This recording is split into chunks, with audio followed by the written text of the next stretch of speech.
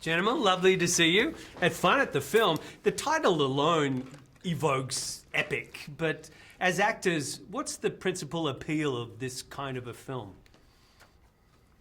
Well, for me, it's always a mix. But the story, when I read the script, it's such a crazy story, and I was like, how are they gonna solve this? How are they gonna film this? How is that even possible to put on the screen? And then I spoke to Alex Perez, the director, and he showed me some of the visual art that they created, and I got really excited because to be part of something like that, where Alex Perez with his team creates this an original, epic, big movie. It's not a prequel, it's not a sequel, it's its own thing.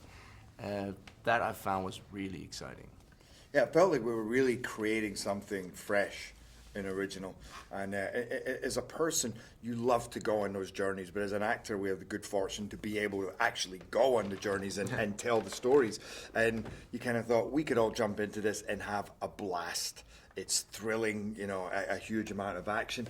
But more importantly than what I loved about the script was that it had some deeper meaning and some great characters and interesting predicaments and what do you learn as an audience from that. So you go on this breathtaking journey, but you come out kind of inspired about life.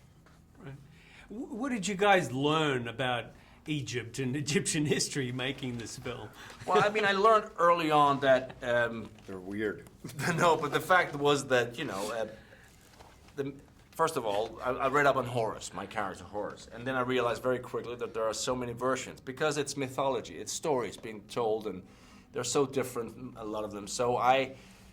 And also this is Alex Proyas's story, based and inspired by the Egyptian mythology, but it really is its own thing. So, to be honest, quickly I just focused on the script and what we were the story we were telling. It did leave us a huge amount of leeway, because it's true. Some of the story, they're very much just factual. It's like, then he killed his sister, who was also his wife, and then he dismembered her body, and then her brother, who was also his wife, but who we were having an affair together. There's a lot of incest and homosexuality. In fact, it's pretty much all that. And you kind of go, okay, well, what can we take from that? One sought power, one was jealous, one was privileged, and we create our own story and characterization and color and flesh on the bones from that. Now, there's some amazing action sequences, and the final battle between Set and Horus is pretty breathtaking as well. Take us through that action sequence and shooting it. Well, we shot, this is on this pyramid at the very end, or the obelisk, what is it? What's it Yeah, called? the top of the obelisk, which is the pyramid. And first of all, it was very complicated, because first of all, there's a lot of just the basic fight sequence, but we were shooting on a set that was built like that, so everything was going up and down all the time. So first, I mean, that's just complicated, and it's a recipe for disaster, because it's so easy to trip and to fall and to injure yourself. But we just spent a lot of time training. We really trained a lot. Well, so we finally got the fight down. It was a big fight. And just when you go, okay, I think I got it. Okay, you're here, I'm here, I spin here. And then they take us to the set, which was a pyramid. And I don't think I'd fully realized that it meant that we were doing that whole fight, but on stairs for 5 but days. Also the steps were not like this, they were like this. Huge! They're like, every Huge. step was ridiculous. And it's like, okay, so not only now are you doing the move, but this foot has to be here, then this foot here, then you're doing this, and then you're spinning, then you got to duck because you'll lose your eye if you don't, and then you're here, and then he falls, and then you're on top of him, and then you're jumping, and it was, I was actually angry the first day I turned up, because I'm like, wait a minute, guys, this is how we end our careers. I for sure thought that one of us was going to get a broken ankle or lose an eye. It's funny you said that, because now you said it. He was like the nicest guy throughout the shoot, and there was then one day, because I'd never worked with him before, so you gotta go, well, maybe he's got a temper, and you've seen movies where you're very passionate, but just like a kitten, until this one day, suddenly I look up and he's standing there with his spear or whatever it is, and it breaks off, and it's not the way you want it to be, and he threw it down.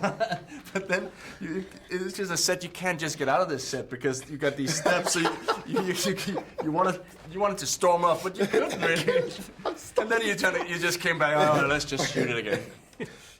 Yeah, you get very, because you get so into it, you know, Yeah. and you're like an animal, and then things break or you make a mistake. That was quite frustrating doing that scene on the stairs. It was fun, but it was fun, frustrating. Yeah. And it was yeah, but it looks really good.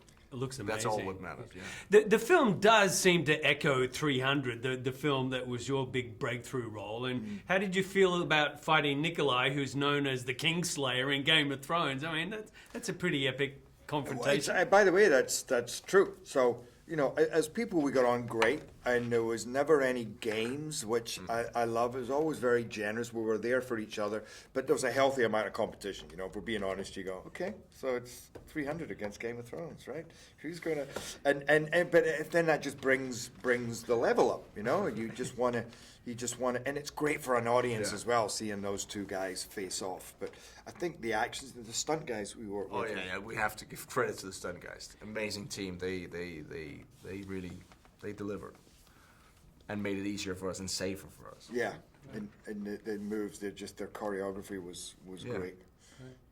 Now that film has become such a global enterprise, do you have a favorite city or place that you've shot in around the world?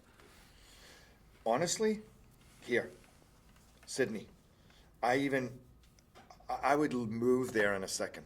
I love being there. I love Australia generally, and I'd been to Sydney before, and I thought my favorite city was Melbourne, but this time I was like, I lived in Tamarama Beach, next to some of the most beautiful beach on the planet.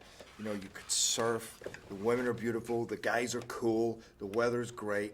I had my best experience working on this. It's known as Glamorama, you know. Glamorama, yeah.